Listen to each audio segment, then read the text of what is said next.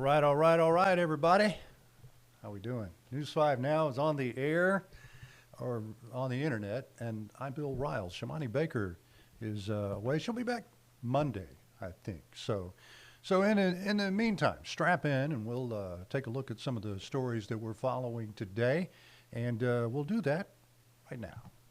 Brought to you by Green and Phillips, covering news from your neighborhood and around the world. News 5 Now starts right now. Especially that around the world part, because it's the internet. You know, you can watch from anywhere, I guess. All right, we'll get to our big stories right now and tell you what's going on in the world. Number 5, the Escambia County Sheriff's Office is investigating a homicide. It happened last night about 9 o'clock on Baldridge Drive off East 9 Mile Road. Sheriff's deputies say they found a woman who had been shot several times. They also say the victim may have been run over by a vehicle. So far, no arrests have been made in that case. Number 4, preliminary data suggests the efforts to combat opioid crisis in Okaloosa County are making progress. The chief of the Fort Walton Beach Police Department said the crisis highlighted a decrease, new reports highlighted a decrease in overdose deaths. Okaloosa County was once ranked in the top 7 counties in Florida for opioid-related deaths, and it's seeing a decline. The preliminary numbers show 20% to 30% reduction in both total drug overdose fatalities and opioid-specific fatalities. Number 3, an update on that mysterious substance that has cost some Baldwin County residents thousands of dollars in damages to their vehicle. A law firm says a lab analysis revealed the substance is consistent with a dried resin or a component of resin. The Baldwin County Emergency Management Agency official said back in November the substance does not pose a health hazard, but further testing is planned to find out more about the substance and its origin. Number 2, former Fairhope Pirate Riley Leonard led the number 7 Notre Dame Fighting Irish to a 23-10 win in the Sugar Bowl at the Superdome yesterday. Leonard threw for 90 yards and a touchdown and was the team's leading rusher with 80 yards. Notre Dame's defense held Georgia to 296 total yards and forced 2 turnovers. Leonard was named Offensive MVP of the game. The Fighting Irish will face number 6 Penn State on January 9th. All 4 teams who receive a first-round bye in the quarterfinals lost. And number 1, first meteor shower of 2025 peaked overnight. Look in the upper left of this picture, and you will see a fireball meteor streaking across the sky. That's called a bolide. The view is from Andrew Paulson in Lillian. Last night kicked off one of the strongest meteor showers of the year. It did peak last night.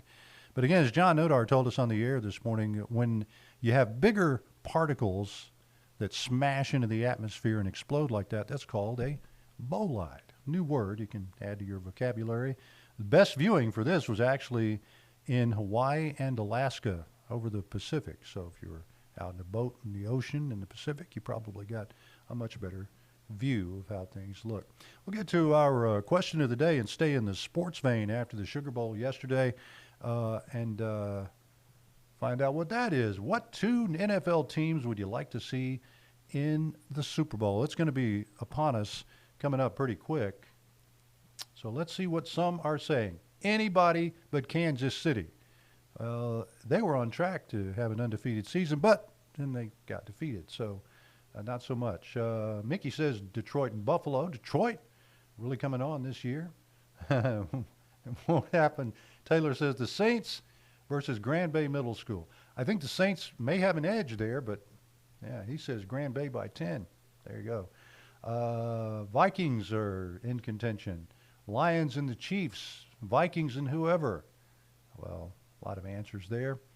Pick who you think will end up in the Super Bowl. Let us know what you think, and we'll be glad to post that on here on our News 5 Now poll. We'll get to our News 5 Now poll. We have one of those, too. And we'll stick with the next holiday coming up, and it is, oh, that's wrong. Well, I'll fix that, but here, let's do it this way. No, that's wrong. There we go. There we go. Our poll of the day. Are you ready for Mardi Gras? The new season, the next holiday season, Mardi Gras. There are actually a couple of events this weekend, one in Pensacola, I know, that will kick off the Mardi Gras season. So a lot of people are just just too anxious for Mardi Gras. Are you too anxious for Mardi Gras? We need that, a little bit of downtime between Christmas and New Year and Mardi Gras. I don't know.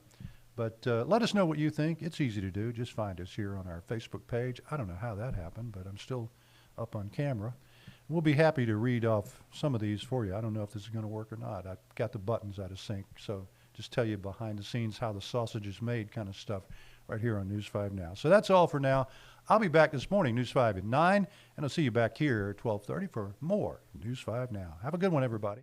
Covering news from your neighborhood and around the world. You are watching News 5 Now, brought to you by Green & Phillips.